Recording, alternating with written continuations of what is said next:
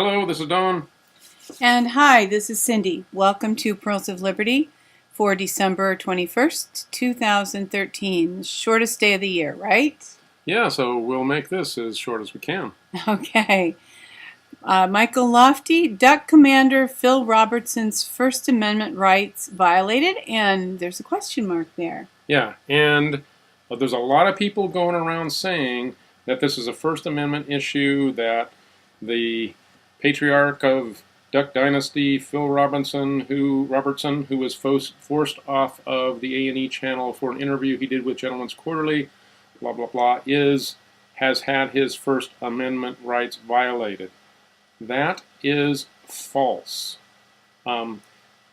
This is a common misconception, far, far, far too common. If we are, as a nation, going to return to rule of law under the Constitution, we need to know what the First Amendment rights are really all about.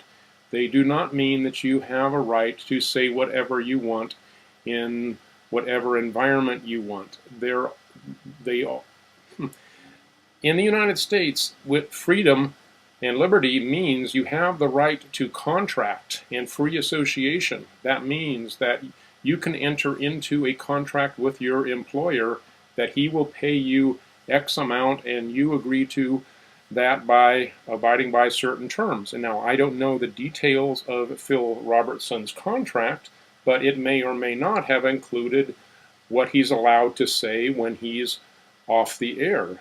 That's not unusual in a contract. So whether or not he violated his contract by saying what he did to Gentleman's Quarterly in that interview, I don't know. But that's where the issue lies. It does not lie as a First Amendment issue, because the First Amendment only guarantees that the federal government cannot restrict your freedom of speech. Other entities can. Now, as a free people, we like a culture that allows free speech. We inherently know that if we can't speak our mind, we're not free. However, that doesn't mean that, again, we have the right to free contract. You can enter into any contract you want. So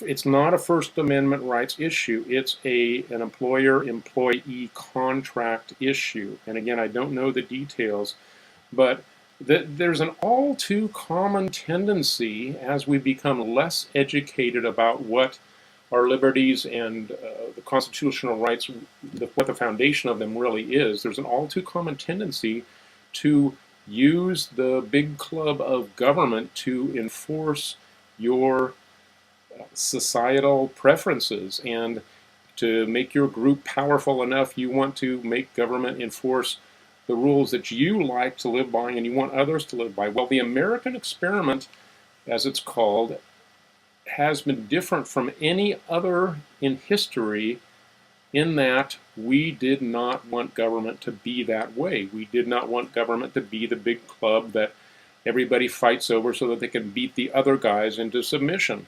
We are supposed to be about liberty, and that liberty includes being able to freely contract. And again, the First Amendment guarantees that the federal government will not restrict freedom of speech. So if, for instance, the Federal Trade Commission had said that Phil Robertson can't say these things, then that would be a First Amendment violation. But that's not what happened. So anyway, I wanted to set that record straight and hopefully get some people thinking about this, because again, if we're going to return to rule of law, we have to know what the law is and what the foundations of our freedom are. I think that a lot of the reaction in this case, though, of Liberty people is based on just frustration with insistence upon politically correct speech and calling good evil and calling evil good. The fact that people are allowed to, maybe even encouraged in the media, to be advocates for gay rights and gay parents adopting and all the different aspects of that lifestyle. This man who speaks out about an alternative lifestyle is blackballed. And I can see what you're saying as far as it's not an issue with the federal government. But I think that a lot of people are just at a point where their frustrations have reached the maximum. Yeah, there is. I am not in any way saying there isn't a very important culture war going on, and this is a very important battle in that war. Those are true things. But in order to fight and win the battles, we need to base our taking back the culture on rule of law, not trying to grab the big club of government. So these guys, the however you want to characterize them, the leftists, the degenerates, whatever, they've grabbed the big club of government and have said, we can beat you into submission with it. You have to let us do X, Y, Z. And it's perfectly our right to say, no, you can't. The government doesn't give you that right to do that.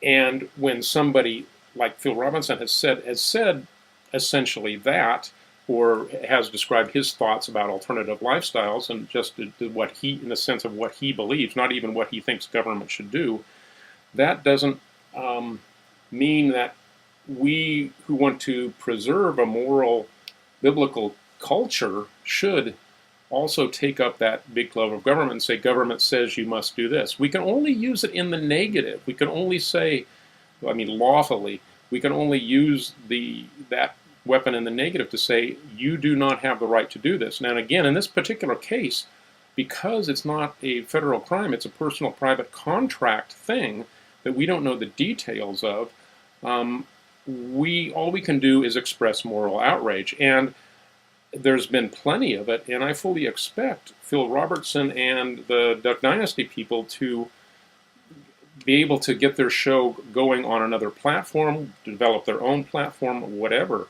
And again, that's very important. Yes, there are a lot of people that are frustrated, but let's fight the battle wisely and not fall into the traps of saying that this is a First Amendment issue, because it's not.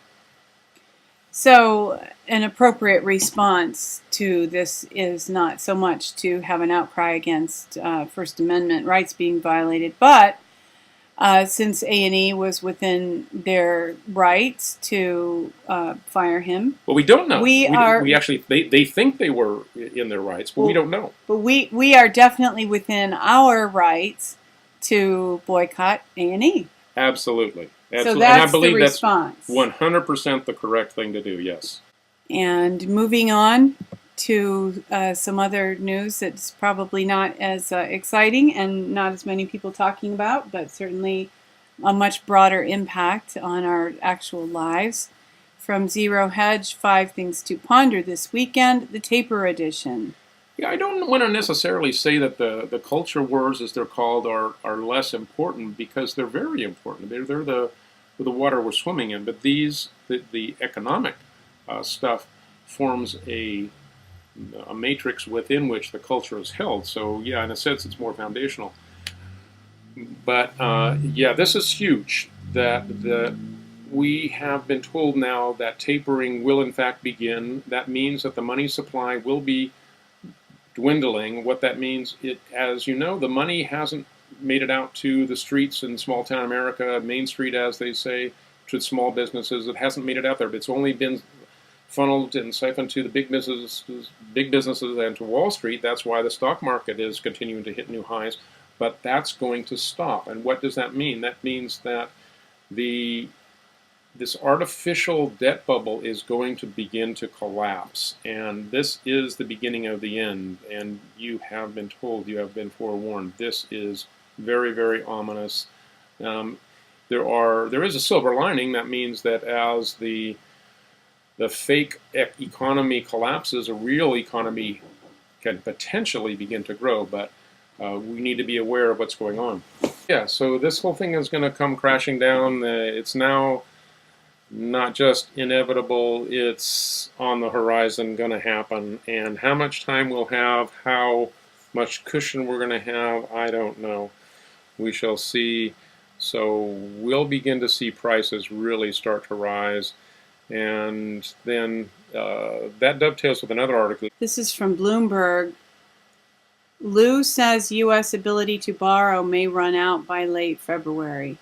Right. So that means we're going to have to use the money we got. What that means is that all of the dollars that are abroad are going to be also will probably have less value. The dollar, unless something else is happening, and there may be something else in the works that I don't know of, the dollar will very possibly lose its reserve currency status, which means these dollars will be coming home.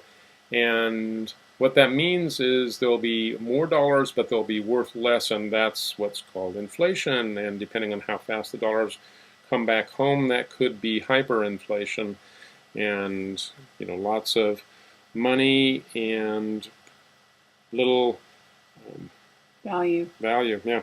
We'll see what happens. It could be, well, definitely will be interesting at how they manage it. It's possible that there's some tricks up the sleeve to cushion it and hide all this so that, see, the bad guys that are in charge of this whole fraudulent system want to collapse it to bring in their new global system. And if they are not exposed, that's what they'll do. Well, the collapse should expose them, and the collapse looks like it's on the horizon. So we want to use this as an opportunity to expose them and not let them pose as the saviors. And that's what this article is about. Right. About the fact that this is planned. It's not an oops. Yeah, definitely. That it has been planned. Right. And I think you said something about it's the guys with the Ponzi scheme are done, and they're ready to just let it duck out. Yeah, there's two things you can do in a Ponzi scheme. When you're the guy that's operating it, you abscond with your money and you leave some other people to keep it going, but you're gone, or you just let the whole thing collapse, and it's going to be done. And that looks like what's shaping up to happen here. The dollar is just going to go up in smoke. And there was one more website that you wanted to mention. Well, yeah, this Zero Hedge article actually came from a website called Alt Market, and these guys that analyzed this obviously know what's going on behind the scenes. They didn't just come up with this now and say, aha, we figured it out. They've known this for a while, and so they're working on stuff. There's a link there, Safe Haven Strategies Project, and that's, as the link says, new. It's just starting. So there's a few articles there about it, but it's a strategy that recognizes different groups' attempts within the United States to form communities, to band together, to help sustain one another in the coming crisis. They mention Chuck Baldwin and his group in Montana. They mention the New Hampshire Free State Project, and there's also another Free State Project in Wyoming, etc. So this is the kind of stuff I've been interested in for a while, so I'm going to see how this develops, and we don't plan on, at the moment, going out of California, but we do have desires to make an impact in this country during this coming crisis. So we'll see how this all shakes out and how we can tie into with people like this. Thank you for joining us for this week's Pearls of Liberty. We hope that you're having a peaceful weekend, and we wish you a very Merry Christmas coming up this week and a Happy New Year. And as always, we remind you to see the world the way that it really is. See yourself in it. Walk your walk. You are the one you've been waiting for.